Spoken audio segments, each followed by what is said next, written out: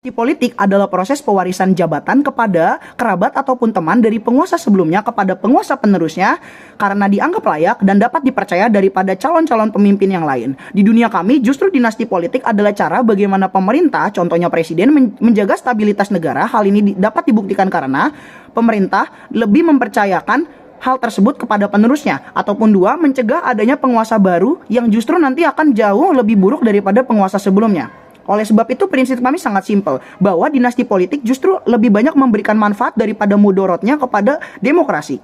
Hal itu akan kami buktikan dalam satu beban pembuktian kami, yaitu A. Mengapa pada akhirnya dinasti politik mampu malah menjaga stabilitas demokrasi, ataupun B. Walaupun ada beberapa kerugian yang dibawakan oleh tim pemerintah kepada kami, masih dapat kami mitigasi.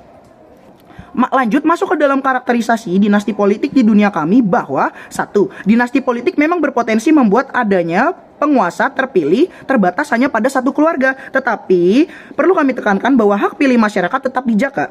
Artinya masyarakat tetap boleh memilih penguasa baru jika penguasa lama dan nanti calon penerusnya itu dianggap jelek oleh masyarakat. Hal tersebut berarti hak pilih masyarakat tetap terproteksi. Dua, keluarga ataupun kerabat dari penguasa sebelumnya tetap harus mengikuti serangkaian proses pemilu, bukan seperti bentuk negara monarki yang dimana ketika rajanya mati maka akan langsung digantikan oleh anak. Tidak, tetapi penerusnya ini akan tetap harus mengikuti seleksi sampai dia benar-benar terpilih. Ataupun tiga, partai ataupun calon pemimpin baru yang tetap punya hak untuk berkampanye tetap dijaga dan tidak boleh disingkirkan oleh keluarga pemegang dinasti politik. Kesimpulan simpel dari karakterisasi kami adalah dalam dunia kami, dinasti politik memang benar ada dan itu menjadi rahasia umum, tetapi hak pilih ataupun memilih tetap kami proteksi. Lanjut, sebelum masuk ke argumentasi besar kami, ada pula bidasan terkait argumentasi dari tim pemerintah. Judul tesis argumentasi pemerintah, bagaimana dinasti politik merusak kualitas pemilih. Memuat dalam alasan pertama, bias kepada pemimpin sebelumnya. Respon kami, justru ini sangat baik Dewan Juri yang terhormat, karena dari fundamental masyarakatnya sudah tertanam dan sudah analitis dan sudah kritis, bahwasannya mereka memang benar bisa memilih pemimpin yang memang baik sebelumnya.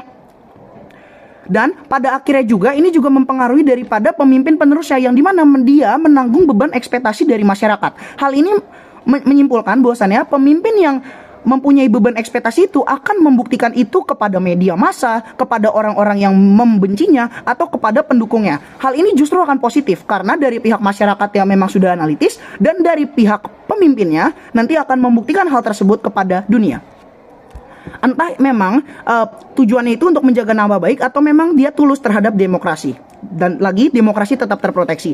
Dua, alasan kedua, politik dinasti mengambil kebijakan yang paling populis dan memutarbalikkan hukum. Respon kami, jikalaupun ini benar, pada akhirnya dengan tidak adanya politik dinasti pun apakah memang proposisi bisa menjamin hal tersebut tidak ada? Karena kami lihat bahwasannya di negara Amerika Serikat ketika Donald Trump sudah kalah terhadap Joe Biden dan ketika Joe Biden itu memimpin, masyarakat justru memiliki rasa kangen terhadap Donald Trump. Dan pada akhirnya Donald Trump dan Joe Biden yang partai politiknya itu sangat beroposisi, akhirnya masyarakat di pemilihan kedua Donald Trump akhirnya mengalahkan penerus daripada Joe Biden. Hal ini menyimpulkan bahwa jikalaupun dinasti politik ini tidak ada seperti masyarakat di Amerika Serikat, tidak menjamin bahwa pemerintah mampu membuat hukum, tatanan hukum yang tidak populis ataupun memutarbalikkan hukum. Lanjut ke alasan ketiga dari tim proposisi, implikasi terhadap kualitas kuantitas memilih. Respon, nyatanya masyarakat sadar bahwa alasan mereka memilih karena adanya karakter baik yang diwariskan. Hal ini dapat dibuktikan dalam kasus Megawati dan SBY, yang dimana Megawati tidak terpilih lagi menjadi 2 periode, melainkan masyarakat pada akhirnya memilih SBY.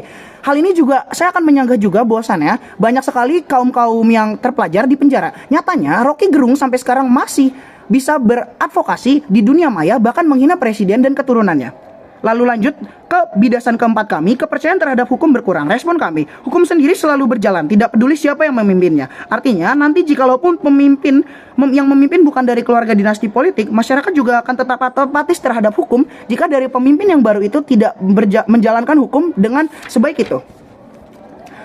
Baru lanjut, masuk kepada argumentasi besar kami yaitu judul tesis. Mengapa pada akhirnya hal ini masih bisa dijustifikasi walaupun asumsi ada kerugian tetapi tetap bisa kami mitigasi. Satu, dinasti politik. Alasan satu, dinasti politik bersumber pada 3 level. A, level pemerintah. Mengapa pada akhirnya mereka mendukung kerabat mereka? Kami rasa karena adanya rasa kepercayaan bahwa memang kerabatnya ini layak untuk memilih. Seperti yang sudah kami jelaskan daripada latar belakang, pemerintah ingin, walau apapun tujuannya, entah itu menjaga nama baik ataupun tulus, pasti pemerintah atau penguasa sebelumnya ingin negara ini stabil. Dia melihat lawan-lawan politiknya mempunyai sikap-sikap yang memang sepertinya jahat dan lebih jahat daripada dinasti politiknya. Oleh sebab itu, pemerintah ingin mencegah itu dengan mencalonkan penerusnya. Hal ini bisa dijustifikasi karena dari walau berdasarkan apapun nilainya itu, ini tetap akan menjaga stabilitas negara. Ataupun B, level masyarakat. Masyarakat pada akhirnya mampu melihat calon-calon lain juga. Dan di sini masyarakat menilai, walaupun memang misalkan ada dinasti politik yang penerusnya itu bobrok, tetapi masyarakat menilai bahwasannya calon-calon lain juga bisa jadi sama bobroknya. Dan daripada calon-calon lain ini memilih dan tidak jelas arahnya, lebih baik masyarakat memilih mana calon yang sudah terverifikasi dan sudah dipilih oleh pendukung sebelumnya. Karena ada pepatah bilang, buah jatuh tidak jauh dari pohonnya. Ataupun C, dalam level demokrasi, hukum, kami rasa dinasti politik tidak sekalipun melukai hukum ataupun demokrasi. Hal ini karena rakyat masih dibebaskan untuk memilih ataupun dipilih. Justru ini membuktikan bahwa demokrasi atau hukum berjalan dengan sangat sempurna karena masyarakat mampu melihat dan mampu menganalisis mana pemimpin mana yang layak untuk memimpin mereka di masa yang akan mendatang. Lalu, alasan kedua. Ini adalah alasan mengapa miripnya gaya pemerintahan itu akan sangat amat berpengaruh kepada masyarakat. Berarti bahwa masyarakat suka bagaimana gaya pemimpin itu memimpin. Yang artinya masyarakat memang akan terjadi bias, tapi ini justru sangat amat menguntungkan masyarakat, yang dimana masyarakat yang sudah suka dengan gaya memimpinnya mereka, maka mereka akan tetap percaya. Jika pemerintah dan masyarakat saling membangun rasa kepercayaan itu, maka masyarakat akan suka dan pemerintah akan lebih mudah mengatur masyarakat. Berarti pemimpin dahulu dapat disimpulkan sudah mengambil hati masyarakat dan masyarakat akan percaya sepenuhnya terhadap pemerintah. Dan terakhir, alasan terakhir, jikalaupun pada kondisi terburuk ya, terpilih pemimpin yang buruk, hal ini tetap tidak apa. Karena proses demokrasi tetap berjalan, masyarakat tetap dapat demo di depan kantor DPR atau Gedung Putih, menurunkan presiden atau wakil terpilih. Dan bergantinya pemimpin di periode selanjutnya tetap akan bisa terjadi. Seperti contoh kasus SBY dan Megawati, yang dimana Megawati memang saat itu sangat amat tidak disukai masyarakat dan pada akhirnya digantikan oleh SBY. Maka dari itu kami bangga menjadi tim oposisi atau